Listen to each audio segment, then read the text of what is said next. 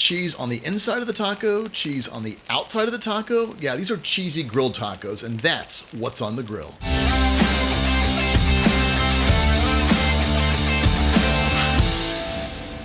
It's a super easy weeknight meal. A little bit of prep, but more often than not, we'll actually make it through the week. It's something totally different. It brings flavor. It brings texture. It's really, really good. This is going to be an all griddle meal. There's two things we have to do before we actually hit the griddle. Number one is cut down these big, beautiful short ribs. Number two is make our sauce, and everything else from there falls right into place. These are thick English cut short ribs, which are cut perpendicular to the bone. To get them to cook evenly, we're going to open them up like a book. So the first knife cut's going to go across the bone, flap it open, then move over a little bit into that chunk of meat, cut down slightly, flap that open, and before you know it, one even thickness. Hit it with some olive oil and then cover generously with kosher salt and freshly cracked black pepper. And then from there, it's time to get them out to the griddle. With the meat prepped and out of the way, let's head on to the sauce preparation using my favorite stuff in the world, chipotles and adobo sauce.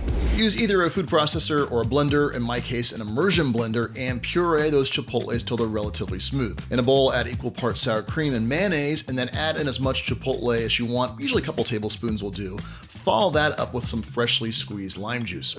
Whisk it all together until it's relatively uniform, and then put it into a squeeze bottle. Makes it so much easier to dispense back on the griddle.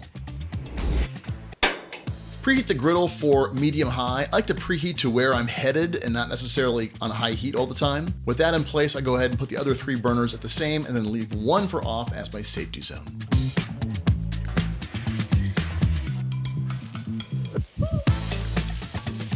We're gonna let these cook about 2 to 3 minutes until they start to get marked and a little bit soft. The onion's done, let's move them out of the way. A little bit more oil.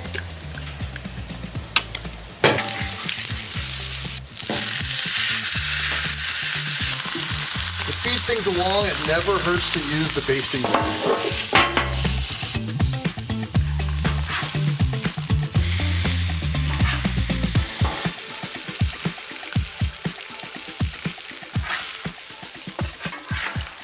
With the short ribs done, it is time to cut them into bite-sized pieces for the tacos. So typically I'll cut them into strips first, then rotate 90 degrees, and then cut them into their final bite-sized form. And I will have a few along the way. Keep them in a container as we get ready to build. Let's make some tacos. Add about a 1/4 cup of shredded cheese directly to the griddle, and then take a street-sized tortilla, warm both sides, then place that on top of our mound of cheese. Now we're gonna load everything from the left-hand side of the street taco, makes it much easier to flip. So start off with a red onion, then add our steak, then add some more cheese, then we'll add our chipotle cream, and then use the scraper to hold the left side down and use the right side to get underneath that cheese and flip it on over. Go ahead and flip it on over again to give it a few more seconds, and watch out, you will be wrangling meat. I overstuffed this one just a little bit, but you can add it back in. Before you know it, your cheesy taco's done.